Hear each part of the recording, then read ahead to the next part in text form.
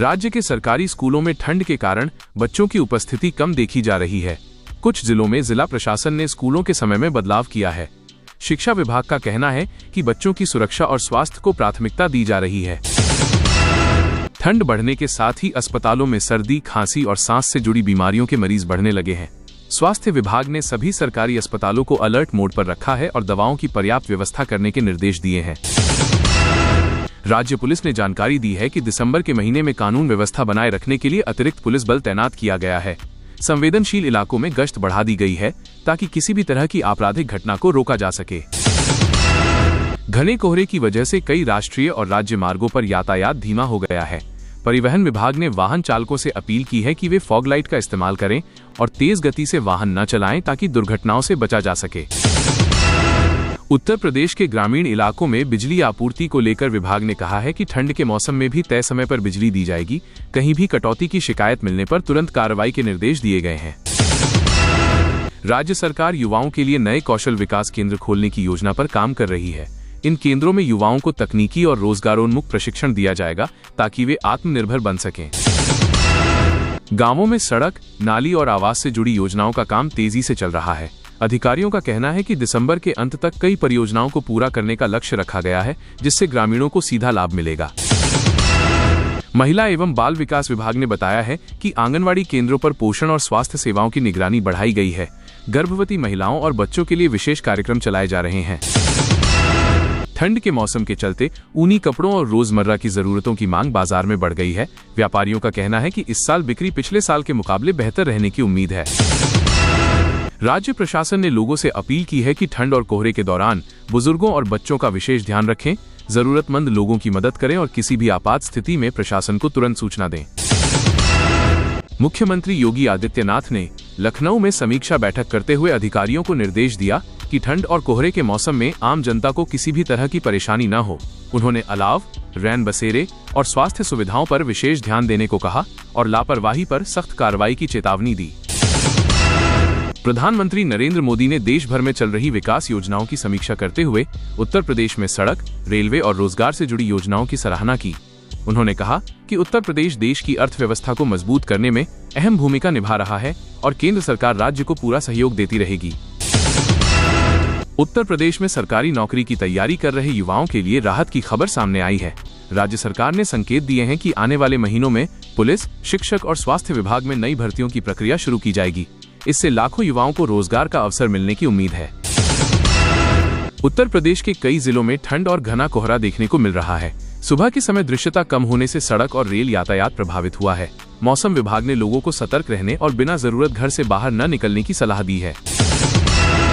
केंद्र सरकार ने किसान पेंशन योजना को लेकर बड़ा अपडेट दिया है। सरकार के अनुसार पात्र किसानों की अगली पेंशन किस्त जल्द ही सीधे उनके बैंक खातों में भेजी जाएगी। इस योजना का उद्देश्य बुजुर्ग और छोटे किसानों को आर्थिक सुरक्षा देना है।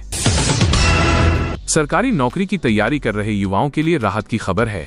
केंद्र और राज्य सरकारों ने 1 लाख से ज्यादा रिक्त पदों पर भर्ती प्रक्रिया तेज कर दी है। एसएससी, रेलवे और राज्य लोक सेवा आयोग जल्द नए नोटिफिकेशन जारी करेंगे। प्रधानमंत्री नरेंद्र मोदी ने डिजिटल इंडिया मिशन की समीक्षा बैठक की। उन्होंने कहा कि सरकारी सेवाएं आम जनता तक तेज, सरल और पारदर्शी तरीके से पहुंचनी चाहिए। सभी मंत्रालयों को समयबद्ध लक्ष्य पूरे करने के निर्देश दिए गए। उत्तर प्रदेश के मुख्यमंत्री योगी आदित्यनाथ ने ठंड को देखते हुए अहम निर्देश दिए। जिलाधिकारियों को गरीबों के लिए रैन बसेरे और अलाव की व्यवस्था बढ़ाने को कहा गया। जरूरतमंदों में कंबल वितरण तेज करने के आदेश भी दिए गए। उत्तर भारत में ठंड का असर लगातार बढ़ता जा रहा है। मौसम विभाग ने दिल्ली, यूपी, हरियाणा और पंजाब में शीतलहर का अलर्ट जारी किया है। आने वाले दिनों में तापमान और गिरने की संभावना जताई गई है। भारतीय रेलवे ने पर्यावरण संरक्षण की दिशा में बड़ा कदम उठाया है। रेलवे ने हाइड्रोजन से चलने वाली पहली ट्रेन का प्रोटोटाइप पेश किया है। इससे प्रदूषण कम होगा और ईंधन की बचत भी होगी। यूनिवर्सल हेल्थ कवरेज डे के मौके पर सरकार ने बड़ा संदेश दिया है। सरकार का कहना है कि हर नागरिक को सस्ता और बेहतर इलाज उपलब्ध कराना प्राथमिकता है। आयुष्मान भारत जैसी योजनाओं को और मजबूत किया जाएगा। आज शेयर बाजार मजबूती के साथ खुला। सेंसेक्स और निफ्टी दोनों में तेजी देखने को मिली है। बैंकिंग और आईटी सेक्टर के शेयरों में सबसे ज्यादा बढ़त दर्ज की गई है। जूनियर हॉकी वर्ल्ड कप में भारतीय टीम ने शानदार प्रदर्शन किया है। भारत ने कांस्य पदक अपने नाम किया है। इस जीत से खिलाड़ियों और खेल प्रेमियों में खुशी की लहर है। इसरो ने चंद्रयान 4 मिशन को लेकर बड़ी जानकारी साझा की है। मिशन की अहम तकनीकी टेस्टिंग सफलतापूर्वक पूरी कर ली गई है। यह मिशन चंद्रमा से सैंपल लाने पर आधारित होगा। केंद्र सरकार ने ग्रीन पोर्ट्स मिशन की शुरुआत की है। इस योजना के तहत देश के प्रमुख बंदरगाहों पर सोलर ऊर्जा और इलेक्ट्रिक सिस्टम को बढ़ावा दिया जाएगा।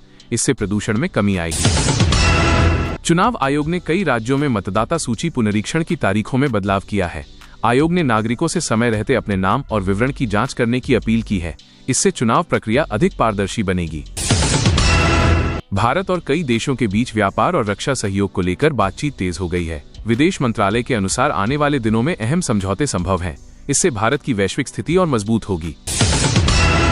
देश की पहली हाइड्रोजन फ्यूल से चलने वाली यात्री नाव को वाराणसी से व्यावसायिक सेवा में शुरू किया गया है। सरकार का कहना है कि इससे स्वच्छ परिवहन को बढ़ावा मिलेगा और प्रदूषण कम होगा। गाजियाबाद में बेरोजगार युवाओं के लिए 18 दिसंबर 2025 को वृहद रोजगार मेला आयोजित होगा। कई कंपनियों में manager, sales manager, relationship officer आदि पदों पर भर्तियां होंगी। यूपी पावर विभाग ने फैसला किया है कि अगले 7 महीने में करीब 4.25 लाख स्मार्ट मीटर लगाए जाएंगे। बिजली आपूर्ति और मीटरिंग सुधारने के लिए ये कदम उठाया गया है। शाहजहांपुर में धान खरीद में फर्जीवाड़ा पकड़ा गया। 4 लोगों को गिरफ्तार किया गया और 2 लेखपालों को निलंबित कर दिया गया। गोवंश भरण पोषण योजना में अनियमितता बर्दाश्त नहीं, पशुधन मंत्री ने चेतावनी दी है कि ऐसे मामलों में सख्त कार्रवाई होगी। एक नशे में धुत युवक ने औरैया में कार दौड़ा दी। 9 लोगों को चपेट में लिया और पेड़ व पोल से टकराकर हादसा हुआ। पुलिस जांच में जुटी है। मायावती ने चुनाव प्रक्रिया में सुधार की मांग की है। उन्होंने कहा कि ईवीएम की बजाय बैलेट पेपर से चुनाव हो। चुनाव प्रणाली में 3 बड़े सुधारों की जरूरत है। नोएडा में एक व्यक्ति ने स्वयं को गृह मंत्रालय का अधिकारी बताकर 3 फर्जी माओं के नाम पर जालसाजी की मामला सामने आया है। जांच जारी है। आगरा के एक शराब की दुकान पर जब मनचाही ब्रांड नहीं मिली, युवकों ने तोड़फोड़ की। पथराव हुआ, एक सेल्समैन घायल, हालात बिगड़े। आगरा के मदिया कटरा इलाके में रबर शीट फैक्ट्री में भयंकर आग लगी। फायर ब्रिगेड ने 3 घंटे मशक्कत के बाद आग बुझाई। आसपास के लोग दहशत में छोड़कर भागे। रेलवे ने माघ मेले को देखते हुए अपने ट्रेनों के प्लेटफॉर्म बदले। जम्मू तवी के ठहराव समय में बदलाव हुआ। यात्रियों को समय और प्लेटफॉर्म बदलने की जानकारी दी गई है।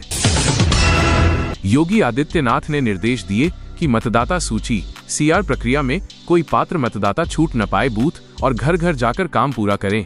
साथ ही युवाओं को प्रशिक्षण देकर यूपी को मानव संसाधन हब बनाने का दावा किया।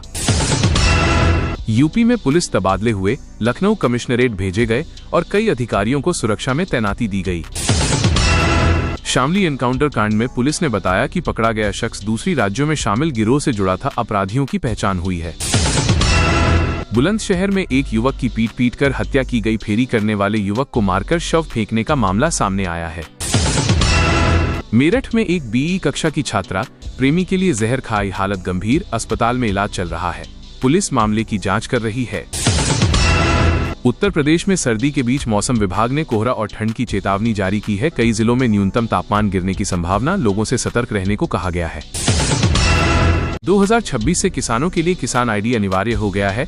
बिना वैलिड आईडी के पीएम किसान की किस्तें बंद हो जाएंगी। योगी सरकार किसानों को डिजिटल रूप से जोड़ने की योजना चला रही है। नई खाद खरीद नीति में किसानों को मशीन पर फिंगरप्रिंट से प्रमाणीकरण करना पड़ेगा। इससे कालाबाजारी रुकेगी और सही वितरण सुनिश्चित होगा। ग्रामीण क्षेत्रों में जागरूकता अभियान शुरू हो गया है। यूपी पॉलिटेक्निक लेक्चरर भर्ती प्रक्रिया शुरू हो गई है। इलाहाबाद यूनिवर्सिटी में छात्र प्रदर्शन बढ़े हैं। योगी सरकार रोजगार के नए अवसर पैदा कर रही है। दोस्तों, ये थी आज की 25 सबसे बड़ी यूपी की खबरें। अगर आपको वीडियो पसंद आया हो तो लाइक करें, शेयर करें और सब्सक्राइब करना ना भूलें। अगली बड़ी अपडेट के साथ फिर मिलेंगे।